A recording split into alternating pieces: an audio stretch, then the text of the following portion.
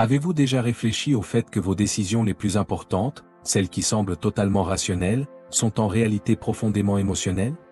Que chaque choix porte des couches invisibles de sentiments, de souvenirs et d'impulsions qui échappent complètement à notre compréhension consciente.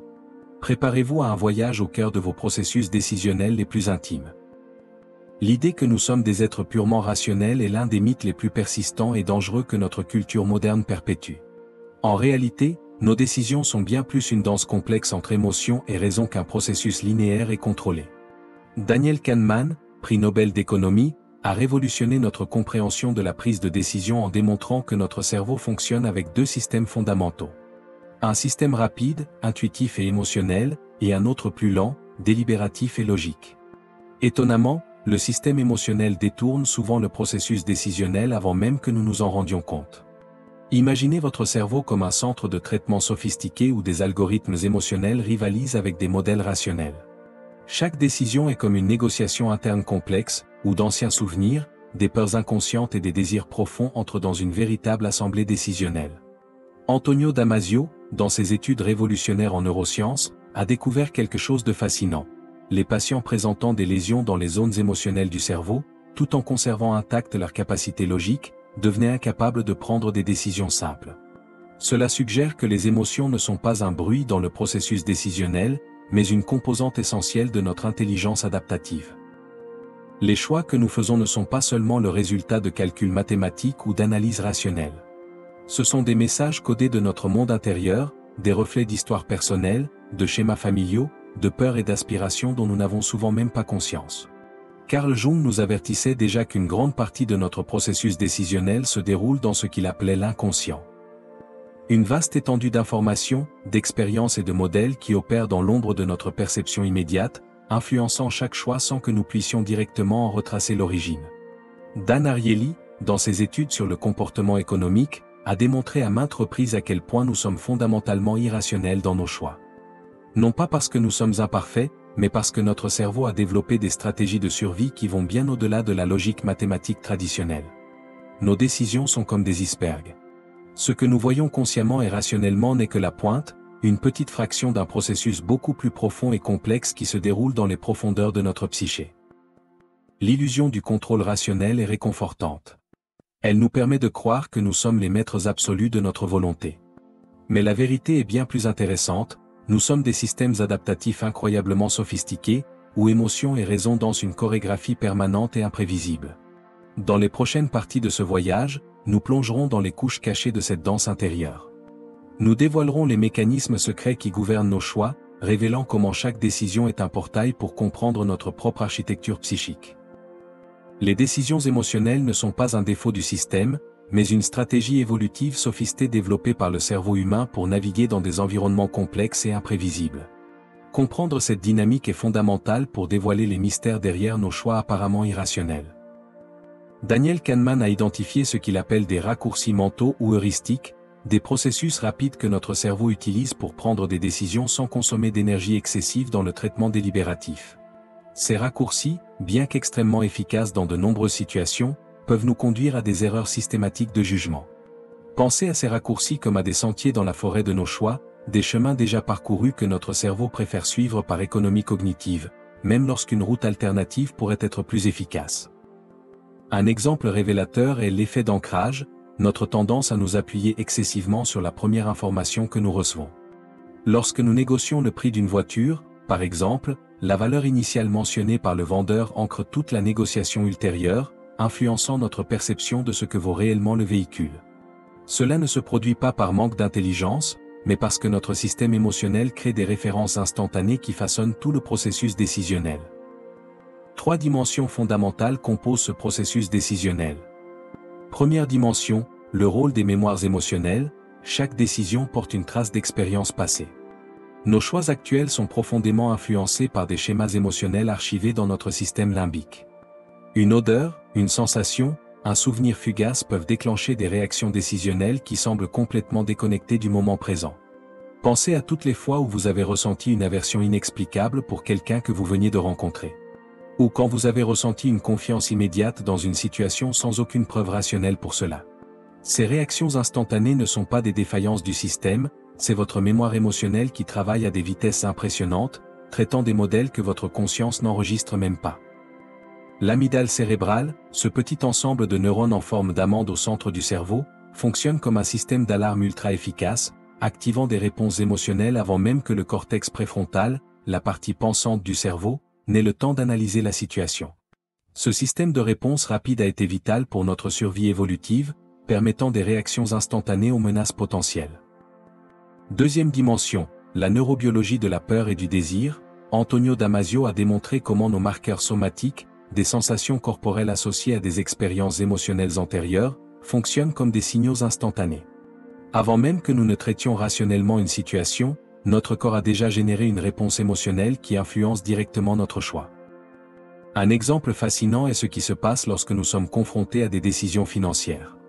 Des études montrent que les investisseurs expérimentés rapportent souvent des sensations viscérales concernant certains investissements.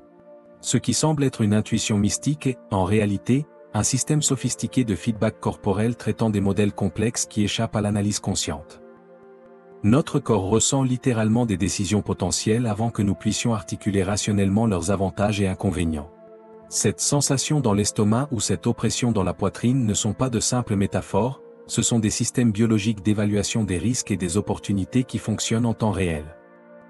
Troisième dimension, l'illusion du choix rationnel.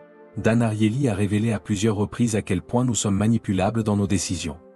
Notre cerveau crée des récits de rationalité pour justifier des choix qui sont fondamentalement émotionnels.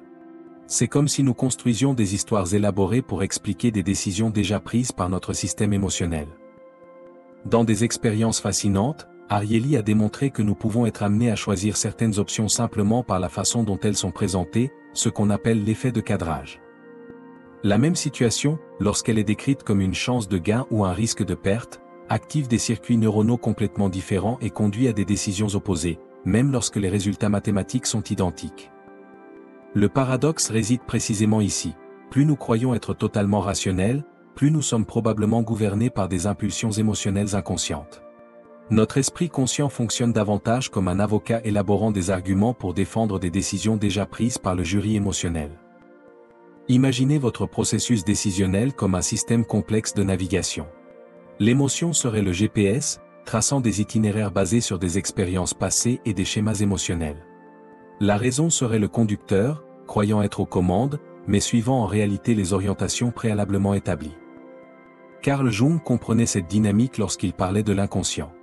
Pour lui, nos décisions sont comme la pointe visible d'un iceberg immense, ce que nous percevons consciemment n'est qu'une fraction minuscule d'un processus beaucoup plus profond et complexe.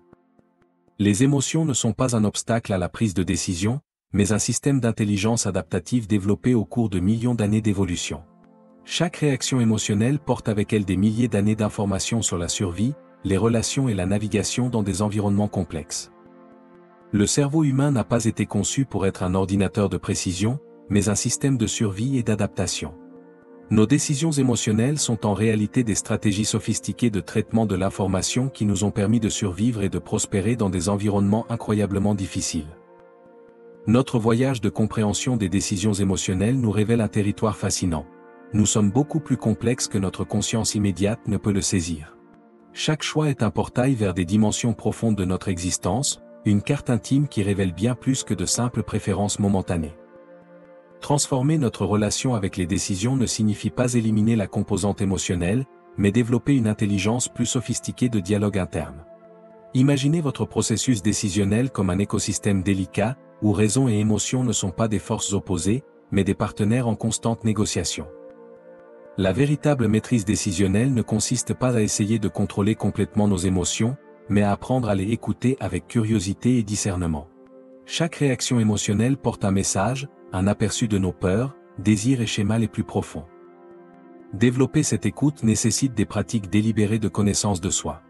Il ne s'agit pas de juger nos réactions émotionnelles comme bonnes ou mauvaises, mais de les comprendre comme des informations précieuses.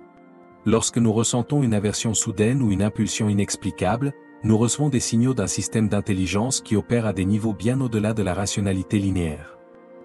3 stratégies peuvent nous aider dans ce voyage de raffinement décisionnel. Première stratégie, cartographie émotionnelle, commencez à créer un journal de décision. N'enregistrez pas seulement ce que vous avez choisi, mais comment vous vous sentiez avant, pendant et après. Quelles sensations corporelles ont accompagné votre choix? Quels souvenirs ou peurs ont émergé? Avec le temps, vous commencerez à identifier des modèles subtils qui influencent vos processus décisionnels. Deuxième stratégie, pause consciente. Développer l'habitude de la pause consciente avant les décisions importantes. Il ne s'agit pas de se paralyser, mais de créer un bref espace entre le stimulus et la réponse. Observez vos sensations corporelles. Laissez les couches émotionnelles parler avant que l'esprit rationnel ne prenne le contrôle. Troisième stratégie, réinterprétation des schémas. Beaucoup de nos décisions sont des répétitions inconscientes d'anciens schémas. Des décisions que nous avons prises une fois et que nous continuons à reproduire, même lorsqu'elles ne nous servent plus. Identifier ces schémas est la première étape pour les transformer. La société moderne nous a entraînés à ne valoriser que la rationalité, créant une division artificielle entre émotion et raison. Mais notre cerveau ne fonctionne pas en compartiments séparés. Nous sommes des systèmes intégrés, où chaque décision est une danse complexe d'informations émotionnelles, de souvenirs, d'attentes et d'analyses logiques. Nos peurs, par exemple, ne sont pas des obstacles à éliminer, mais des informations précieuses. Quand nous ressentons de la peur face à une décision, cette peur porte un message, peut-être sur des limites que nous devons respecter, ou sur des domaines où nous devons développer plus de courage. De même, nos désirs les plus profonds sont des boussoles internes extrêmement sophistiquées. Ce ne sont pas des caprices infantiles, mais des indicateurs d'alignement avec notre essence. Quand une décision résonne profondément, créant une sensation de c'est juste, nous accédons à une intelligence qui va bien au-delà du calcul rationnel immédiat. La vulnérabilité est, en réalité, notre plus grande force décisionnelle. Plus nous sommes disposés à reconnaître la complexité de nos processus internes, plus nous devenons libres. Non pas pour contrôler complètement nos choix, mais pour les naviguer avec une plus grande conscience et compassion. Et maintenant, nous voulons vous provoquer. Quelle décision dans votre vie demande un regard plus profond? Quels schémas émotionnels dirigent silencieusement vos choix? Partagez dans les commentaires. Votre réflexion peut être le déclencheur de transformation pour quelqu'un. Si cette vidéo vous a touché, si vous avez senti que quelque chose résonnait en vous, abonnez-vous à la chaîne. Ensemble, nous pouvons dévoiler les mystères fascinants qui nous animent. Nos décisions ne nous définissent pas. Elles nous révèlent.